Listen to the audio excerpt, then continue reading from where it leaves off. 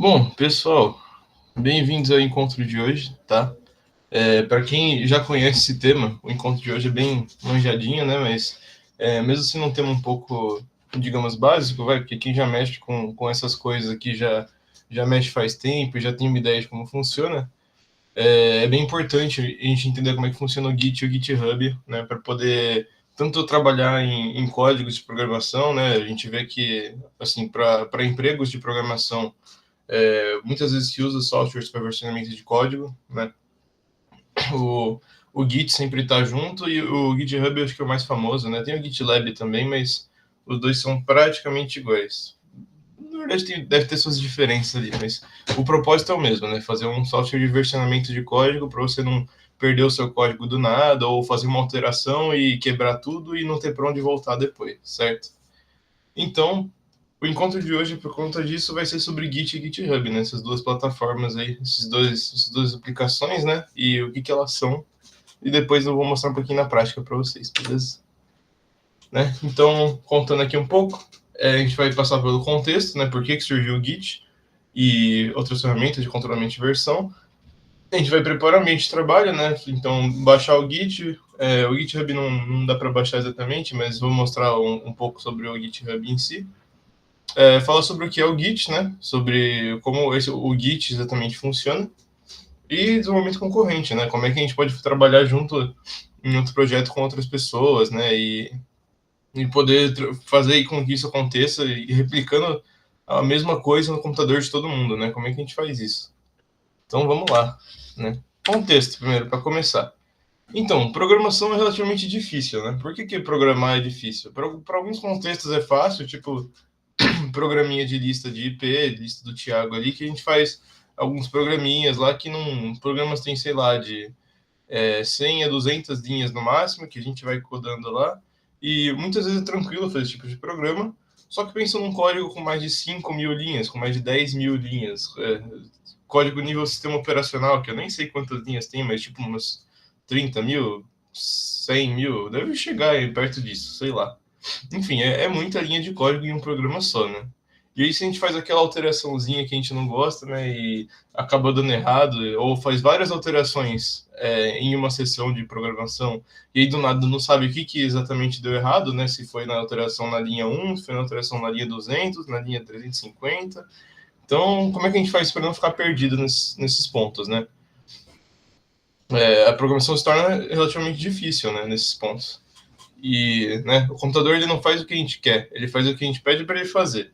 Então, mesmo se a gente passar, eu quero que você abra uma janela na minha tela, e aí eu faço de um jeito que ele abre a janela, mas ele entende, beleza, eu vou abrir uma janela, só que eu não falei se eu quero maximizada, minimizada, então, para o computador a gente tem que passar tudo por detalhes, né? A gente não pode passar informação na metade, e não pode ser de um jeito que a gente entenda, tem que ser um jeito que o computador entenda. Então, né, pode dar problema esse tipo de coisa. Aquilo ali também, de mexer uma parte do código que mexe em outros arquivos e outras partes do código, também tem essa questão de interferência e às vezes a gente quer voltar atrás, né? A gente fez uma alteração que não ficou muito legal, né? Por via das dúvidas, eu vou voltar para uma versão anterior e refazer depois, né? E a parte de trabalhar em conjunto, né? Como é que a gente faz isso? A gente chama lá na empresa, coloca um código em um computador só e aí reveza os funcionários da empresa a usarem aquele computador? Não dá para fazer isso, né? A gente quer que, para todo mundo trabalhar num código de uma maneira concorrente, né, uma maneira em conjunto, a gente precisa de algum jeito para disponibilizar o mesmo código em várias partes, né? Às vezes, por exemplo, eu estou trabalhando em funcionalidades diferentes do código, né? Por exemplo, eu estou fazendo o menu principal e a outra pessoa está fazendo o back-end. O front-end, eu estou fazendo o front-end e ele o back-end. E aí, poxa, se a gente mexe no mesmo código, né? Como é que vai acontecer? Meu código fez. Ele tá fazendo tal coisa, mas quando eu subi ele, eu deletei toda a parte que o cara do back-end fez, né? Poxa, isso aí não é legal, né? Ele perdeu todo o tempo que o cara fez para trabalhar, serviu para nada, né? Então, resumindo, o Git é importante, né? A gente precisa do versionamento de código. Versionamento de código, tá? A gente vai ter uma aplicação, né? No caso, o Git. que você vai poder salvar diferentes versões do seu código e poder voltar nelas quando você quiser, né? Você consegue definir o que no seu novo código você quer que vá para uma versão, o que você quer que deixe para uma próxima versão que ainda está em testes. Então, versionamento de código que vai fazer esse tipo de coisa para gente. Né? E aí, são as duas, não, são algumas funções principais aí do Git, né, do versionamento de código, né? O controle de versões e histórico de mudanças, então a gente tem um histórico, um registro, né, falando quando que foi mudada a coisa, quem mudou essa coisa e também como mudou, né? A gente consegue ver a diferença bem tranquilinha ali para poder identificar possíveis erros. Construção do programa de forma sólida e consistente, né? Então a gente pode ter um suporte para poder criar mudanças por pessoas diferentes, em computadores diferentes e, além disso, em versões diferentes do programa, né? A gente pode ter esse trabalho simultâneo que é muito legal e produtivo também, né? Recuperações de versões anteriores de arquivos e reverter modificações. Isso é para aquela situação que eu falei de quando a gente faz um negócio errado e, preciso voltar, porque senão vai explodir ali, as pessoas estão comprando um monte de coisa, eu não posso subir uma versão ruim, né? Uma versão que está bugada, então preciso ficar atento com essas versões. E aí, outra funcionalidade seria a gerência de entregas intermediárias e finais de software e outros arquivos, né? Então, por exemplo, a gente consegue controlar melhor, né, definir que código que é a versão certa para a gente poder mandar para as pessoas, poder fazer revisão, né? A gente consegue botar uma label ali, uma etiquetazinha falando qual que é essa versão para poder identificar ela mais fácil, né? E aí, por exemplo, muitas das releases que o pessoal faz, tipo, código versão 1.0, 1.1, 1.2, geralmente tem lá, né, tudo que tem que veio junto naquela versão. E aí a gente assegura que essa versão realmente tem esse conteúdo, fazendo o versionamento correto aí, né, fazendo sua gerência pelo Git. Então vamos lá, vamos preparar o ambiente de trabalho. Eu vou dar bastante saídas aqui da apresentação, tá, só para mostrar para vocês. Mas basicamente, como é que a gente faz? A gente, para preparar, tem que usar o Git ou o Git Bash, né? No caso, eu vou usar o Git. Tem várias ferramentas de versionamento de controle, tá? O Git é só uma delas que a gente vai mostrar, mas o Git é mais usado também, então é o que faz sentido. No Git, tá? Só de pesquisar Git no Google, a gente já tem a aba de downloads, então é bem tranquilinho aqui. Vem em downloads e escolhe o sistema operacional e baixa, né? No caso, eu vim aqui em Windows 64-bit, ele baixa o executável, né, que aí você roda. O processo de instalação é um pouco lento. Não é lento, né? Ele é bem detalhado, então ele vai aparecer várias opções para você poder customizar o seu Git, né? E aí depois que você instalar, ele vai, aqui na área de trabalho, ele vai colocar essa opção aqui, ó. Se você configurar as variáveis path, né? Open Git GUI here e Open Git Bash here, né? Que aí ele abre esse menuzinho do Git, né? Olha só. Você pode escolher no que ele abre, né? Eu escolhi o MingW porque ele fica mais bonitinho, né? Ele mostra onde você está.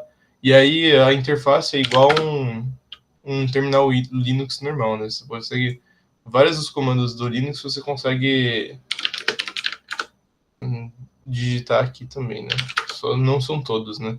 Por exemplo, o SL, que é o trenzinho lá que passa, ele provavelmente não vai ter aqui, né? Mas talvez até dê para instalar. Mas, enfim, é um terminalzinho que ele serve para fazer as coisas do Git, né? Muitas vezes, quando a gente quer fazer uma coisa no Git, a gente vai digitar Git, qualquer coisa, e aí com as opções, né? Se eu botar Git aqui, ó, ele vai mostrar um monte de opções que eu posso fazer usando o Git, né? Mas eu vou mostrar essa parte mais para frente aqui, depois de falar sobre o que é o Git para vocês, né? E aí, só para dar aquele detalhamento, o Git e o GitHub são coisas diferentes, tá? O Git, que é essa parte de versionamento de software por linha de comando, e o GitHub, ele é uma plataforma, né, que surgiu para você hospedar, né? Então você consegue publicar na internet a parte de código que você tem. Então, poxa, eu quero achar uns repositórios aqui para poder tentar fazer alguma coisa. Pô, eu posso guardar nos repositórios online e expor para todo mundo. Fica praticamente um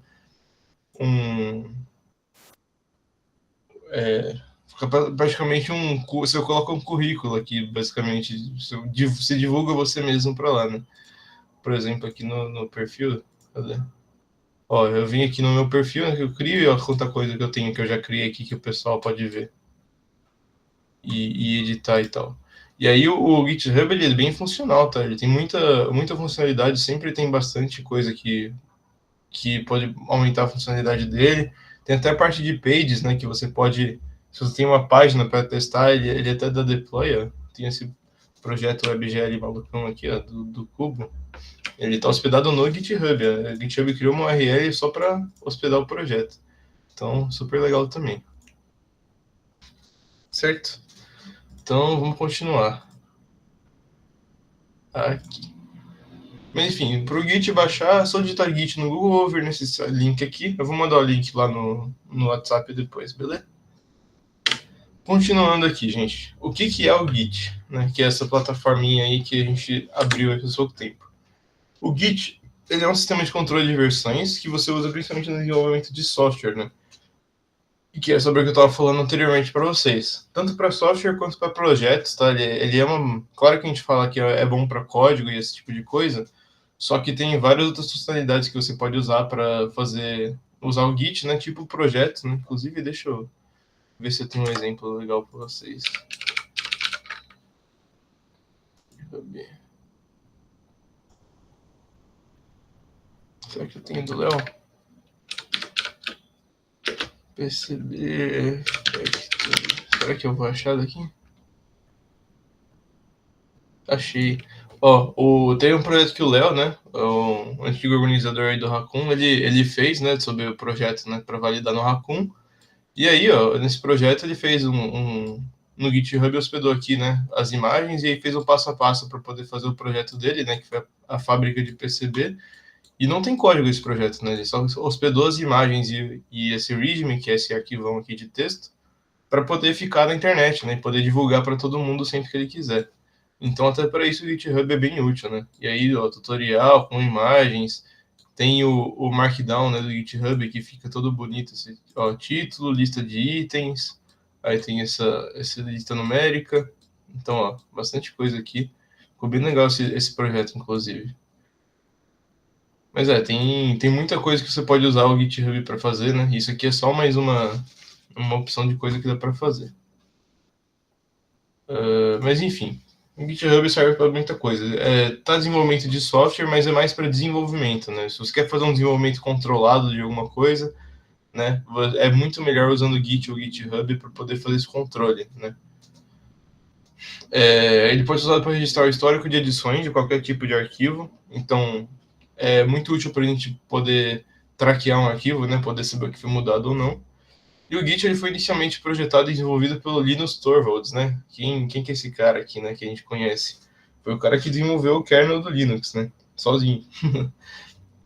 Talvez com a ajuda de outras pessoas, mas 99% ele.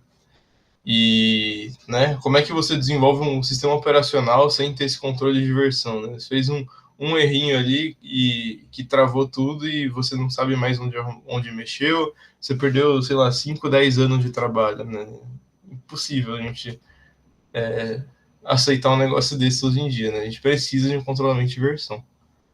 Então, bom, o Git surgiu para isso, né? Que até no Git o cara desenvolveu bem, mas muitos outros projetos usam Git hoje em dia, né? Inclusive, o GitHub é um repositório gigante. Depois eu vou ver quantos tem lá, mas tem muitos projetos de muita gente no mundo todo. Bom, vamos lá. Para criar um Git, né? É bem tranquilo para a gente criar um projeto por Git.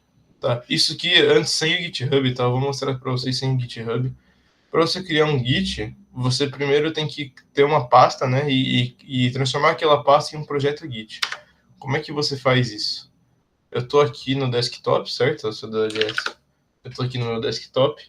E aqui, eu quero fazer um projeto Git a partir de alguma pasta para poder traquear o que acontece naquela pasta. Então vamos lá, eu vou fazer mkdir, né? O mkdir é simplesmente clicar aqui, novo pasta, tá? Mas o mkdir projeto, certo? Então aqui a gente criou a nossa pastinha de projeto. Deixa ela aqui no vermelho para ficar bom de ver.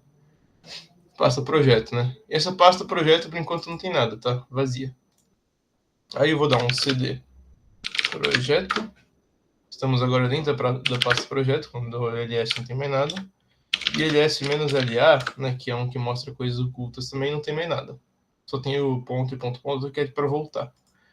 Se eu dou git init nessa pasta, olha só, ele criou um repositório git vazio nesse lugar aqui com ponto, né? Que a gente sabe que pasta com ponto na frente é porque ela fica oculta. Só dou um ls aqui, ó, nada, o ls-la tá mostrando aqui o ponto git oculto. Se eu vier na pasta projeto, a mesma coisa, é que tá habilitado já, né? Isso aqui, o exibir itens ocultos, ó. A pasta vazia, exibo itens ocultos, tem esse ponto git aqui, ó, que tem um monte de coisa, certo? A gente não, muito provavelmente não vai precisar mexer aqui dentro dessa pasta .git, que ela tá oculta justamente para você não mexer nela, tá? E aí você poder... Bom, não mexer nela não, né? Ela tá oculta, mas para não atrapalhar a sua visualização do projeto, né? Vai que tem um monte de arquivo aqui e tá poluindo visualmente. Mas geralmente a gente não mexe nessas coisas também, tá? Mas enfim, nossa pasta projeto tá aqui com o .git agora dentro. E o que isso muda, né? Bom, a gente criou um projeto, mas e aí? Depois eu mostro pelo GitHub, tá? Isso aqui é pelo Git. O que tem agora de ser um .git? Agora, se eu rodo...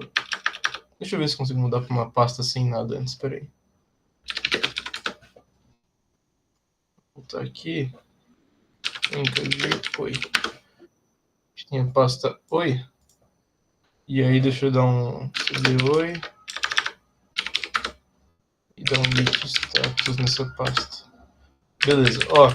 Se eu vou em qualquer pasta normal e eu tento rodar os comandos do Git, ele vai falar que não é um repositório Git porque não tem o arquivo .git dentro. E realmente aqui não tem. Certo? Tá. Ponto. E voltar para o nosso projeto que a gente estava. Tá. Como esse aqui é um projeto Git, inclusive ele mostra aqui o master, né, que é a branch que a gente está, mas mais sobre isso mais tarde. Se eu der um git status aqui, ele vai dar coisa diferente agora. Ele vai dar bastante coisa aqui, falando que você está na branch master, né? Branch é aquele ramo de desenvolvimento, né? Então, por exemplo, se eu quero dividir o desenvolvimento em caminhos diferentes, tipo, eu quero separar o desenvolvimento front-end do back-end. Eu crio duas branches separadas para um desenvolvimento de um não atrapalhar no da outra, não dá problema de conflito, né? Você colocar um código em cima do outro. Sem commits yet, né? Tá falando no commits yet, que tá falando que não tem commit, já falo sobre o commit. E nada para commitar também, né? Você está falando aqui já, para você criar e adicionar arquivos e usar o git add para começar a traquear esses arquivos. Então, por exemplo, se eu venho aqui no projeto, né, e eu crio aqui um novo texto, a.txt, e aí vai ter vários A's aqui dentro. Esse é o nosso arquivo a.txt, certo? E aí, se eu dou um git status de novo, olha só, ele deu o mesmo conteúdo, só que com essa parte aqui modificada. Então, ele identificou que tem arquivos untracked, né? O que é esse untracked files, né? A gente adicionou um arquivo novo, né? O Git percebeu que esse arquivo novo foi adicionado, só que ele não está sendo traqueado. Então, qualquer mudança que eu fizer nele não vai ser traqueado, né, pelo Git, porque eu não estou avisando eu não estou falando para ele olhar, né? Estou falando para ele ficar de olho nessa pasta, nesse arquivo. Como é que eu adiciono isso? Eu venho aqui git add e aí o nome do arquivo, né? E se eu der do tab aqui, ele já até apareceu aqui o a.txt. Se eu dou um git add nele, e agora dou um git status de novo, olha só, agora ele percebeu aqui, ó, estamos traqueando aqui esse arquivo a.txt. Então, qualquer modificação que eu fizer nesse arquivo a.txt, ele vai perceber, né? E detalhe, se eu fizer uma modificação aqui no AA, botar mais uns A's em outra linha aqui, deixa eu colocar uns B's para não ficar... pra gente perceber melhor a mudança. E agora, opa. E agora eu dou um git status. Ó, ele não deu aqui esse negócio de untracked files, né? É porque ele já está traqueando o arquivo a.txt. Ele apareceu aqui que eu adicionei aqui o a.txt, né? Que foi o que estava antes. E ainda percebeu a modificação que a gente fez, né? Porque a gente está traqueando essa file. A gente viu que está diferente. Então, vamos ver aqui. Se eu der um git diff... txt. Olha só o que aconteceu, né? Só para voltar aqui nos slides, o git diff não tá aqui, tá depois, né? Enfim, passei um pouco aqui já, mas enfim. O git diff, ele mostra a diferença entre um arquivo e a modificação dele. Então, vocês podem ver que aqui, ó, eu usei git diff no arquivo a.txt. O arquivo antes que tinha só a, que foi adicionado aqui no new file, o modified dele, ele modificou o quê? Você adicionou a com o BBB. Então, essa é a modificação que está sendo feita no arquivo. Beleza? Só que essa modificação não foi feita, não foi salva ainda em nenhum lugar. Tá só na minha pasta. O Git não salvou essa modificação. Como é que eu salvo essa modificação? Eu tenho que fazer aqui, ó, esse commit. Então o git add já foi, né? Para adicionar essa modificação, vou ter que dar um git add no a.txt de novo. E agora eu só rodo o status, ó. Tudo certinho, ele volta ao normal, só com um novo arquivo txt que já tem o a e o bbb lá. E aí ele fala aqui, né, para eu adicionar fazer o commit, né? Então eu uso o git commit. Se eu rodo sem o "-m", ele vai pedir para eu botar uma mensagem para eu dar um nome para o commit, né? Mas eu vou tentar dar só um commit. Ok. Antes, né? O Git ele vai tentar salvar, mas ele precisa salvar com o nome e username, né? Então eu preciso rodar essas configurações aqui. Pera aí. User mail. Eu vou logar na minha conta.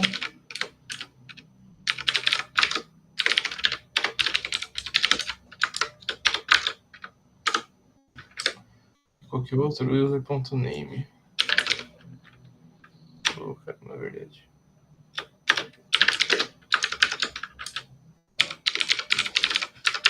Eu acho que tá como esse. Enfim, agora quando eu der o commit, é para dar certo. Então, ele encontrou essa conta e abriu esse arquivo, né? Como se fosse só para a gente fazer as coisas, né? De adicionar uma mensagem no commit, ó. Ele pede para iniciar uma commit message para as teams. Ele cria esse arquivo temporário, é só para a gente fazer esse tipo de coisa, né? E aí eu posso fazer por ali, né? Mas ele aborta se eu não colocar nenhuma commit message, né? Porque não dá para você criar um commit sem mensagem, sem um título, né? E aqui eu com o "-m" eu só crio assim, primeiro commit. Se eu não quero que abra aquela interface do Notepad, né? Eu só crio com mensagem por aqui. E aí criamos, ó. Ele criou um commit aqui na master, que é a branch que a gente estava. Primeiro commit. A gente adicionou um arquivo e 3 inserções, né? Então, né, temos um commit. Vamos seguir aqui pelas coisas que a gente estava mostrando, né? A gente criou o git status, né, para ver o estado das mudanças. O add arquivo txt, né, que a gente adicionou os arquivos que a gente modificou. E o commit, né, que a gente colocou a mensagem para o commit, né, e declarando, registrando a mudança. O que mais que a gente pode testar fazer? Git log mostra o histórico de commits. Vamos testar ele aqui. Git log, olha só o que ele vai fazer. Ele dá uma lista de commits com o ID do commit, né? Esse aqui é um ID que representa o commit. Tá falando onde que foi, né? Foi na master. E aqui ele tem um negócio que é um ponteiro apontando para a head apontando para a master. Então, esse commit é o commit que está no topo dos commits. Foi o último commit feito e é a versão atual. Se eu fizer outro commit, né? Inclusive, vamos lá. Vamos fazer mais commit. Vamos fazer mais commit para a gente editar as coisas. Projeto aqui, a gente viu que tem uma ABBB. Vamos colocar um Cs aqui. Certo? Um pouco menos de C. Adicionei o Cs. Eu vou dar um git status. O A foi modificado. Git add. E outra coisa, né? Se eu quiser adicionar e tiver muito arquivo para adicionar, eu não coloco só o a.txt, eu boto um ponto aqui. Ele adiciona tudo que tiver aparecendo aqui no arquivo, então na pasta. Então todas as mudanças estão sendo consideradas agora. Você dá um status, ó. Certo? Tranquilo. Deus dá um git commit com a mensagem, né? Geralmente na mensagem é bom você colocar o que foi modificado. Então, adicionando C. Alguns Cs. Não vou falar Cs, vou deixar adicionando C só. Comitei, certo? E agora eu rodo aquele mesmo git log. Olha o que aconteceu agora. Git log está registrando 2 commits, né? No log de commits. E só um deles está com um head para master, né? que foi, né, o que a gente fez, que é o último commit que a gente fez, né, adicionando o C. Tem aqui até data e horário do commit que a gente fez. E aí, quem foi o autor, né, do commit. Isso é super legal para a gente poder manter controle de quem fez o que, de quem fez qual versão, quando que foi feito. A gente tem um commit aqui e apontando para qual branch a gente foi, né, e qual que é o topo, né, qual que é a última versão desse desenvolvimento, né. Super legal, gente. Vocês, eu não sei se alguém aqui nunca mexeu com Git, né, mas eu imagino, claro que o Marcos, né, que tá aqui, já mexeu com Git, mas o resto do pessoal nunca tinha mexido com Git. No fim do... Eu tô falando meio por cima aqui das coisas, porque é bastante coisa para você aprender. E, assim, só um adendo que para computação, assim, eu apanhei um pouco para aprender Git no começo, tá? A gente aprende Git mais fazendo projeto ou quando a gente precisa realmente usar o Git, porque aí não tem como escapar, né? Eu fui participar, acho que a primeira vez que eu fui usar Git foi quando eu participei de uma Game Jam da Game Dev lá. E aí eles estavam usando tudo o GitHub. Eu falei, não, beleza, pode usar o GitHub, né? E aí eles falando para você fazer. Não, faz o commit das suas versões. Eu, o quê? Faz o quê? E aí eu não sabia o que tinha que fazer, né? Como é que eu adicionava um commit, não sei o quê. Então eles me ensinaram na hora, bem tranquilo, né? Basicamente, o básico do Git é bem tranquilo de saber. E o resto, né? Se você precisar, Git Rebase, esses comandos mais complicados, você pode aprendendo quando você for precisar deles, né? O que é um pouco melhor, né? Você vai usando na prática e fazendo as coisas, né? Vamos continuar. Git show referência do commit. Mais detalhes sobre o commit desejado, né? E realmente aqui, né? A gente tem os commits. A referência do commit, infelizmente, é esse código grandão, tá? Mas não tem muito o que fazer. Git show. E a gente vai mostrar esse último aqui que a gente fez, né? Vamos ver o que teve nele. Ele mostra aqui ele praticamente, o Git show, ele dá um git log e depois um git diff, né? Então o git log é realmente a mesma coisa que a gente colocou aqui. E o git diff, ele fez uma diff com a versão anterior do código. Então, ele está falando que o A já estava aqui, o BBBBB no end of file foi retirado e foi adicionado o BBBBB com o end of file, né, aqui, e o CCCCC também. Então, a gente teve essa modificação aqui nessa linha. E assim a gente consegue ter uma visão mais clara, né, do que exatamente foi mudado no commit. Claro que eu só estou adicionando A's, B's e C's, mas num código realmente de programação a gente conseguiria muito melhor ver o que foi modificado ou não. Né? E isso, o git diff eu já mostrei para vocês, né, e ele está aqui também, né, o git diff. Ele mostra isso aqui, mais ou menos de quantas linhas, ó, antes era de 1 a 3 linhas, aí depois agora foi de 1 a 5 linhas. E aí ele mostra aqui, né, os arquivos modificados, o anterior e o depois. Beleza? Então, para acabar aqui, vamos lá. Outra coisa importante só para a gente passar, possíveis estados de arquivos, né, que é aquilo que eu mostrei para vocês. A gente tem o não modificado, o novo ou modificado e o preparado staged, né? Deixa eu ver se eu tenho eles aqui para poder mostrar. O não modificado, tá. Então, o não modificado, deixa eu criar um arquivo aqui só para a gente poder visualizar. b.txt. Não sei de ponto. TXT. Aqui eu criei o b.txt, né? Deixa eu só botar qualquer coisa neles. Deixa um Bzão no final. Tá? E dar um git status. Né? Então, a gente tem que o arquivo que foi visto como não modificado foi o nosso aa.txt, tanto que ele nem apareceu aqui, né? Nos arquivos. O arquivo novo /modificado é esse aqui que a gente pegou, né? Que na verdade está no tracked, né? Se eu adicionar, ele vai pegar como novo modificado. Deixa eu... Né? Aqui sim é o arquivo novo. Não, perdão. O novo modificado seria quando a gente modifica aqui, ó. Deixa eu subir rapidinho. Isso, ó. Estados modified aqui. Foi quando a gente já tinha o nosso arquivo AA e ele foi modificado aqui, modificado para adicionar os Cs.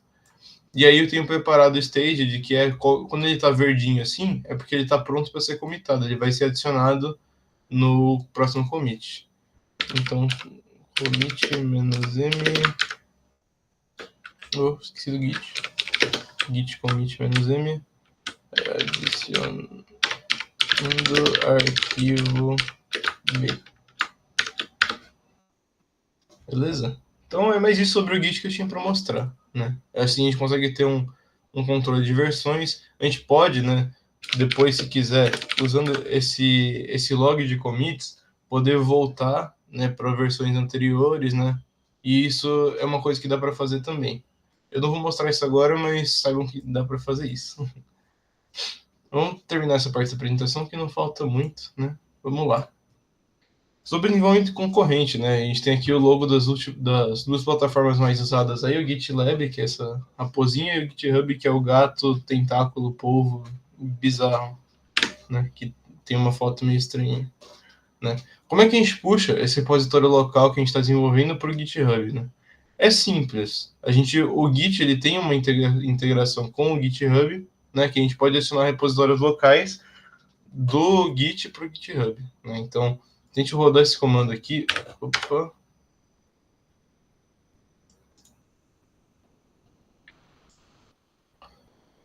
é para funcionar, vamos ver.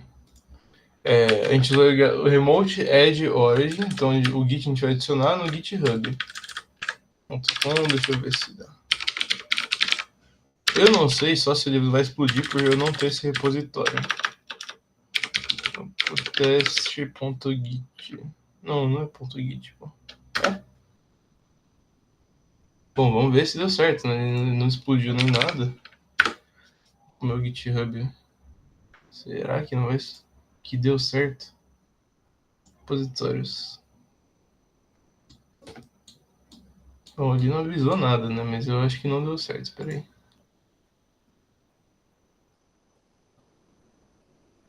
Aqui tem os teus privados, né? Então, era pra estar aqui.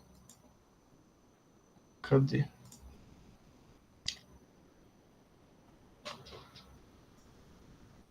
Bom, faz tempo que eu não mexo. Deixa eu ver se eu consigo fazer aí. Isso aqui usando a ajuda do nosso Google, né?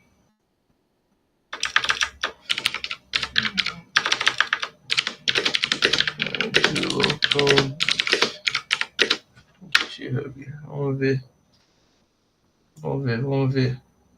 Por linha de comando. Cadê? Deixa eu ver se é ali. Perfeito. Init já foi, beleza. Esse aqui tudo bem, já adicionei. Fiz commit, como importar. Usando o Git.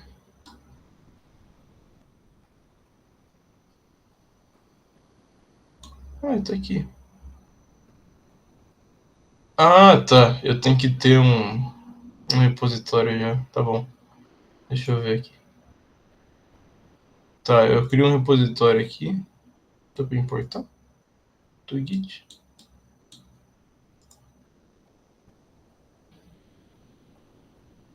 Não. Um novo repositório, só...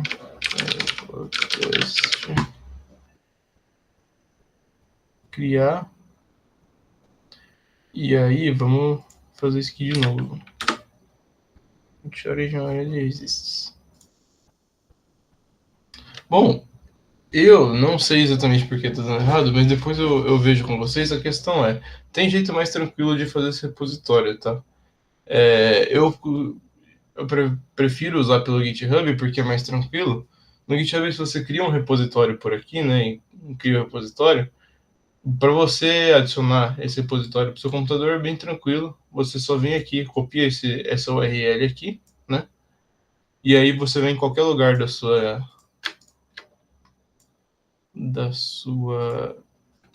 nossa senhora, PowerShell não, pô. Da sua comando, né? Inclusive acho que dá até para usar o comando normal do Windows, mas enfim.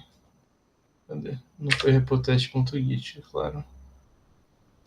Eu vou usar o git clone, né? Deixa eu ver se eu tenho git aqui, só. Tem. eu vou usar git clone e o repositório. O que ele vai fazer? Ele vai pegar esse repositório lá do GitHub e trazer para cá. E aqui, tá aqui o nosso repositório com o ponto .git. E aí, sempre que a gente fizer mudanças, né, já vai estar integrado com o GitHub, por isso que eu prefiro fazer desse jeito, quando vai fazer com o GitHub, para já não ter problemas de conflito com os projetos que você coda aqui localmente, né?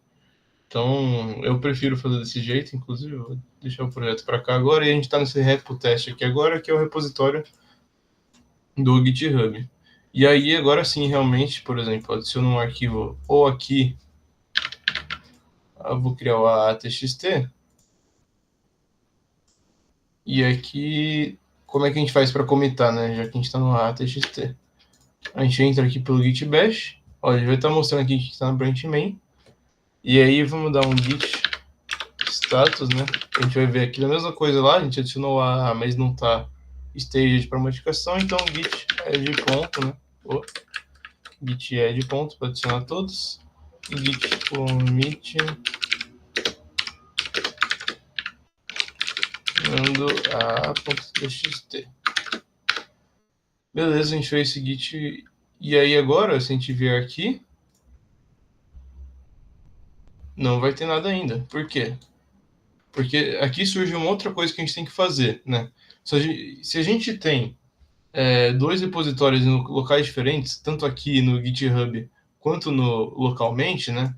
A gente tem que puxar, empurrar, no caso, né, nossas mudanças para o repositório online, né? Então, existe esse git push, que eu rodo esse git push aqui, ó. Vamos ver se ele não vai explodir.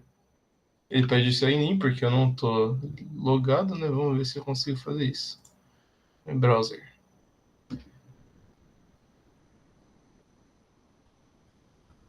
Ué. Pro GitHub.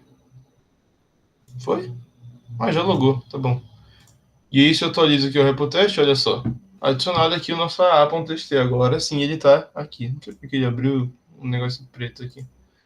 Mas ele logou já. E ó, no repositório a gente tem a mudança aqui. Claro que como a gente está fazendo por aqui, a gente pode também muito bem fazer. Ah, eu quero adicionar um arquivo novo. Em vez de ter que fazer todo esse negócio por linha de comando, eu só venho aqui, ó. Arrasto e adiciono aqui, né? E aí, adições por aqui você tem que fazer via commit, né? Então, ó, fiz essa adição, eu posso colocar mais arquivos, né? Eu posso tentar adicionar mais arquivos que eu tenho lá. E aí depois, né, mudar aqui, adicionando bb.txt. Aqui, isso aqui é tudo que eu estava fazendo por linha de comando, só que fazendo agora pela interface do GitHub, né? E aqui já fez também, ó, com os comandos. Eu tenho a mesma coisa aqui, igual o git log, lembra o histórico de commits. O commit que está aqui em cima é o último commit que foi feito. Tá falando quem commitou. Então, é basicamente uma versão mais bonita do terminal, certo? Então, dá para fazer tanto pelo terminal quanto pelo GitHub. Tem bastante coisa para aprender pelo GitHub e pelo Git, tá? Tipo, eu não fiz o Git Branch, mas eu vou mostrar o Git Branch aqui para vocês rapidinho. Pelo que eu lembro, o Git Branch, ele mostra em qual branch você tá, e o Git Branch para qualquer, sei lá, teste, ele vai criar uma outra branch chamada teste. Então, o Git Branch que listou as branches aqui tem branch main e branch test. Aí, para mudar para essa outra branch de desenvolvimento, eu vou fazer aqui, por exemplo, git checkout test, né? E agora mudou aqui, ó. Tá vendo que a gente estava na branch main, a gente está na branch test agora. E aí, olha que interessante. Se eu fizer criar um arquivo ccc.txt nesse repositório, fizer um git add nele, né? E aí dá um git commit adicionando ccc.txt.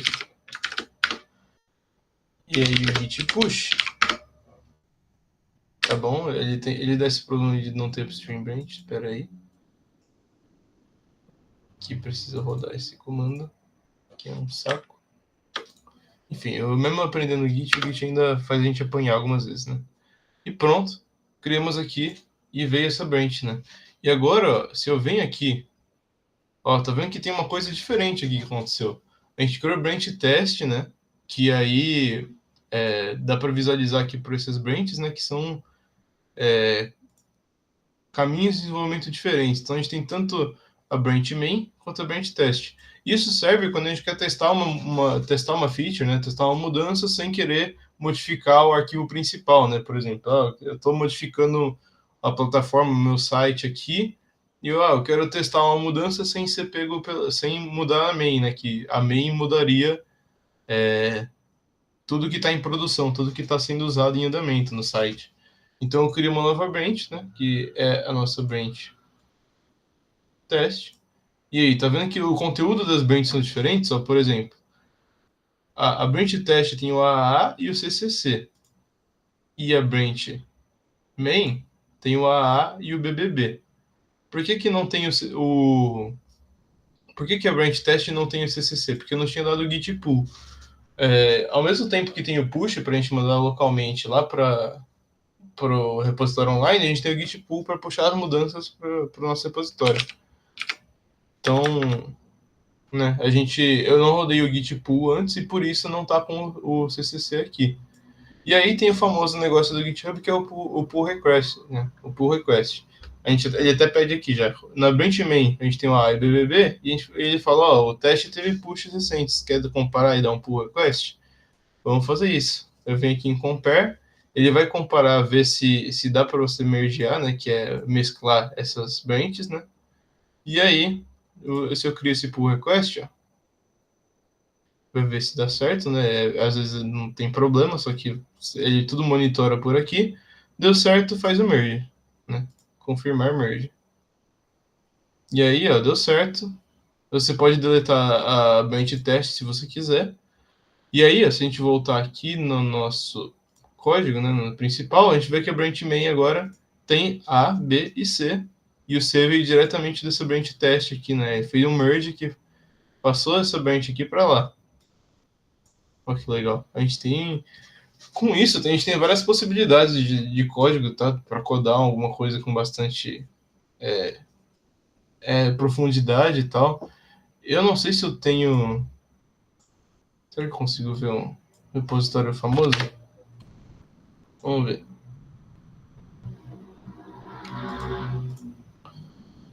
Não, não é isso. Vamos ver o que temos aqui. Não tem. Não tem um lugar com repositórios famosos? Não, aqui, ó, WordPress, né? O repositório de WordPress. Vamos ver o que tem aqui, ó.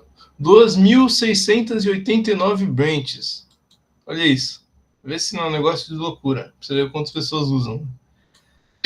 E aí aqui teste automatizado, né, para ver se passa ou não nos testes, para poder dar merge. Aqui o WordPress tem isso porque muito provavelmente ele aceita o pessoal desenvolver código, né, fazer adições do que como eles quiserem, né, porque geralmente software de código aberto ou que tem o código de open source, você pode adicionar, fazer mudanças, né. Se os desenvolvedores principais gostarem, eles podem até adicionar no código principal ou você faz uma branch separada para usar sua branch modificada, né? Enfim, muitas branches. Eu nunca tinha visto tudo isso de branch também, né? Mas enfim, não precisa de tudo isso de branch também. E histórico de commits, 32 mil, né? Então, se eu quiser voltar na versão mais antiga do WordPress possível, eu posso voltar lá, voltar a procurar uma versão estável por aqui e voltar. Então, tipo, para vocês verem que desenvolvimento, isso aí é extremamente importante, né? Vocês podem procurar em literalmente qualquer coisa que seja grande, vai ter muita coisa. O Discord. Documentação de API do Discord, né? A gente tem 19 branches, não é tanto branch assim, agora sim tá um pouco mais realista. E 2.000 commits, né? Então a gente tem aqui também o histórico de commits. No commit, geralmente, é interessante a gente adicionar. Tem umas palavras-chave para identificar o que fez. Então, por exemplo, add, que é para adicionar, remove, fix. Bump eu não conheço muito, mas eu acho que é mais de atualização. Ó, fit, add, fix, tá vendo que tudo tem mais ou menos bem resumido aqui o que fez, né? E isso é importante. Add, a gente tem aqui, ó, fix, update, document, move. Então, sempre de uma forma bem clara aqui, falando o que a gente fez, né? Isso é importante para os commits ficarem bem legíveis. Bom, é mais isso, né? Essa parte de desenvolvimento concorrente eu já fiz, mais ou menos. Então, criando pelo GitHub, fez o git clone. Aí a gente tem o git branch, né? Que foi para ver os branches e poder criar, né? Para ver a lista de branches. E isso aqui para criar, né? Git branch, o ramo é para a gente criar, que a gente fez o teste lá. E o switch ou checkout, ambos eles fazem a mudança de uma branch para outra. A checkout é um negócio um pouco mais seguro, né? Que ele antes vê se tá tudo certo para passar para outra branch. Tem gente que usa o switch, tem checkout, eu prefiro o checkout. Mas tudo bem. E, né, é verdade, né? Eu não fiz exatamente isso aqui, mas eu tenho o git pull e o git push, que são as coisas que a gente mais usa. O git pull é para a gente puxar tanto do remoto, né, que a gente tem aqui do nosso. Inclusive, se eu der um git status, deixa eu ver aqui. Eu estou nessa branch teste, né? Git. Não, deixa eu dar checkout, voltar para mim. Checkout main. Tô aqui na branch main, se eu dar um git. Não, se eu dar um ls aqui. No repositório só tem a ATXT, né? E aí, poxa, por que tá com a ATXT só? Porque eu não puxei as mudanças do repositório online, né? Git pull, né? Se eu der um git pull, ele vai puxar as mudanças lá do repositório online. To file change, então ele criou esses dois arquivos por fast forward, né? Que esse aqui é o método que foi usado. E olha só, eu dou um ls agora, no meu arquivo eu tenho a ABBB e CCC, né? Que antes eu só tinha no repositório online. Então, por mais que o GitHub ele seja uma plataforma que ajuda você a expor essas coisas online, poder ter um controle um pouco melhor, você tem que tomar cuidado com essa coisa de git pull e push, porque às vezes você começa a fazer mudança no seu local e não deu pull do principal, você pode fazer mudanças faltando partes do código importantes, né? Então, por isso o pessoal fala sempre da git pull, sempre da git push, para ter certeza que sua branch está atualizada, que você está desenvolvendo na última versão de alguma coisa e não numa versão desatualizada, certo? E, bom, mas isso, tá, gente, que eu tinha para mostrar. A gente deu o horário aí, basicamente, só que eu vou mostrar mais umas coisinhas legais para vocês, que são alguns sites interessantes que vocês podem usar para aprender mais sobre Git se quiserem. E aí tem bastante site que é bem intuitivo, né? A gente tem aqui o Learn Git Branching, né? Que foi um site que o pessoal fez para você poder aprender Git. Ele tem várias linguagens, inclusive, então bem legal. Você vai seguindo igual como se fosse um joguinho, tutorialzinho aqui, né? Dá para você compartilhar aí as coisas. Ele tem aqui níveis, ó, para você aprender, né? Modificar coisas avançadas aqui, né? Então, e aqui, ó, se eu começo primeiro, ele mostra mais ou menos dá uma demonstração e mostra na estrutura de árvore, né? Como exatamente é feito as coisas do Git. Então aqui a gente tem o commit inicial, ó, C0, e um commit que segue C1. C1 foi o commit que a gente fez aí por último, então é mais atualizado que o C0. E aí se a gente quer commitar, ele fala aqui, commit. Fizemos um commit aqui agora, tá vendo? A gente está no C1, commitou, criou o C2, que foi uma branch, foi na mesma branch, só que foi mais uma etapa de desenvolvimento, né? Então, fez o commit, olha só. E aí ele quer que a gente faça 2 commits para completar o nível. Então a gente vem aqui no nosso terminalzinho de comando, ó. Ele quer que a gente faça isso aqui, olha, isso aqui é novo, nem tinha antes. A gente faz um git commit foi 1. Fizemos um commit. Mais um commit, foi 2. Beleza? E assim passamos o nível também, ó. Que legal. É bem interativo, né? Claro que você não tem nenhum desenvolvimento real fazendo isso aqui, mas é legal de aprender e às vezes até mais simples, porque, como eu falei, né? De fazer na prática é muito mais tranquilo, né? Vou deixar de fechado aqui agora para a gente só ter feito o primeiro nível para vocês. E tem dicas, tá? Tem bastante coisa. Isso aqui, Roger Dudler, né? Foi um cara que fez um tutorial em vários idiomas, né, do Git, né, para a gente poder entender um pouco melhor. E aí, tipo, para como baixar a Git, criar um novo repositório, né? Ele fez um tutorial para um site de um jeito bem fácil de visualizar, né? Então, qualquer um, se alguém quiser, tipo, fiz alguma coisa e eu preciso lembrar como é que faz exatamente, ele tem aqui na lista certinho. Tá bem bonitinho, né? Esse aqui tá bem legal de ver as coisas, como adicionar, ele tem mais ou menos a ordem aqui do que fazer. Você esqueceu como faz alguma coisa de Git, é bem legal ver nesse site aqui, né? Então é bem legal nessa parte de botar rótula, né, nos commits, ao invés de a gente ter que colocar aquele códigozão gigante, a gente pode colocar uma tag, né, tipo, versão 1, eu quero que seja a versão 1.0, ao invés daquele código maluco lá do git log, que é esse código gigantão aqui. Eu só boto tag e aí eu consigo usar a tag de referência, né, o que é bem melhor, né. E esse aqui é desse site, né, mais um site aqui só para mostrar, mais dois na verdade. A gente tem esse Git School, né, outro projeto aí pro GitHub. Deixa eu ver se ele vai abrir, porque parece que não. Ué, Git School não existe mais? Existe, só tava ruim. O Git School ele pode tanto dar situações normais para você tentar fazer as coisas, né? Então o Git commit aquele oi de novo, né? Então a gente faz o Git, né? Se a gente fizer Git branch test, Git checkout test, Git commit, vários commits aqui, né? Então eu estou dando commit na teste, não na master. Se eu começo do git checkout master e aí começa a dar commit aqui, ó, vai criando a branch, ó, tá vendo? Aqui consegue ver melhor a estrutura de árvore, inclusive. E aí, cadê? Tipo origin test. Não é origin, verdade. Tipo test. Não, é git merge, né? Esqueci. O merge funciona? Sim, ó. Aí criou um merge, né? Que mesclou os dois agora. Puxei as mudanças do teste para mudança daqui e aí continua o desenvolvimento, por exemplo, né? É bem bom para visualizar, porque às vezes a gente quer visualizar melhor.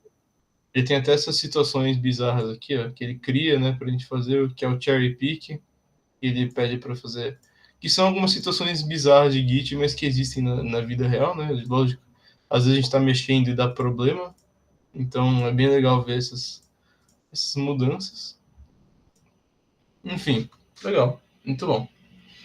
E aí, por último aqui, o Oshit Git, né?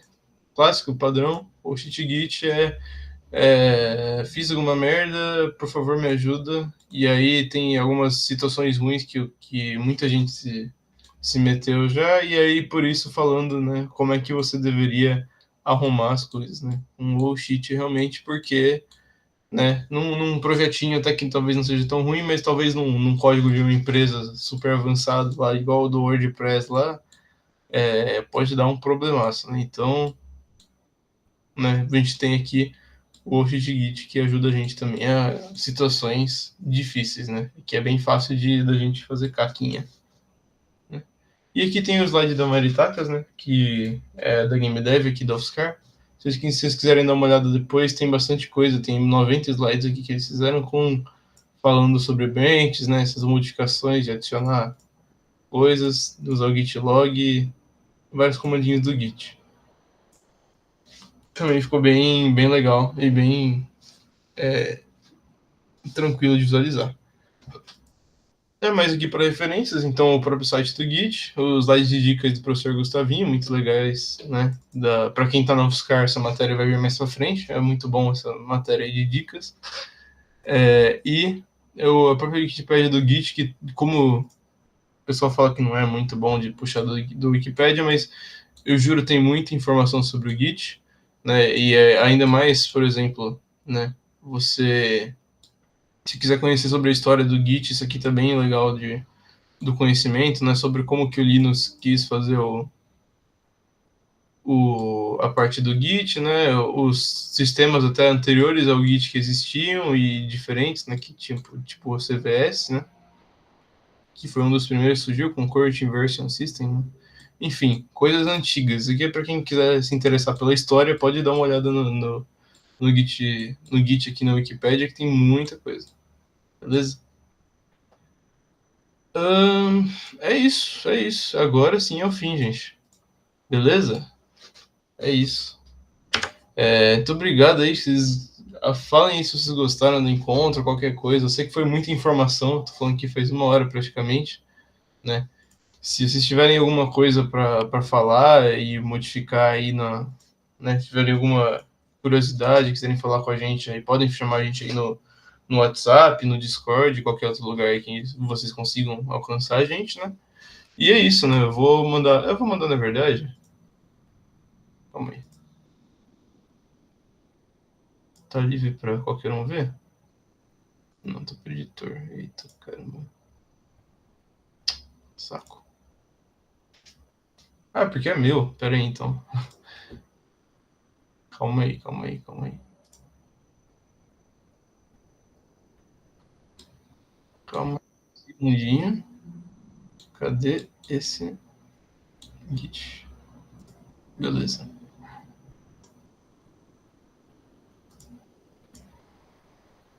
Eu como leitor, só para não deixar tudo muito louco. Eu vou mandar aqui no link, tá? Do Git aqui do encontro, né? Vai que vocês querem dar uma olhada aqui já. Tem esse que é o link da apresentação, aí vocês podem dar uma olhada tranquilo, ver os slides de novo, ver os links que eu passei, que são bem legais. E aí eu vou mandar depois o material lá, né? E postar o link no YouTube, tá bom? Valeu, gente. Era o que eu tinha para hoje aí. Qualquer coisa aí que querem tirar dúvida, falar alguma coisa, podem chamar. Beleza? Valeu, gente. Até mais. Pode falar se quiser.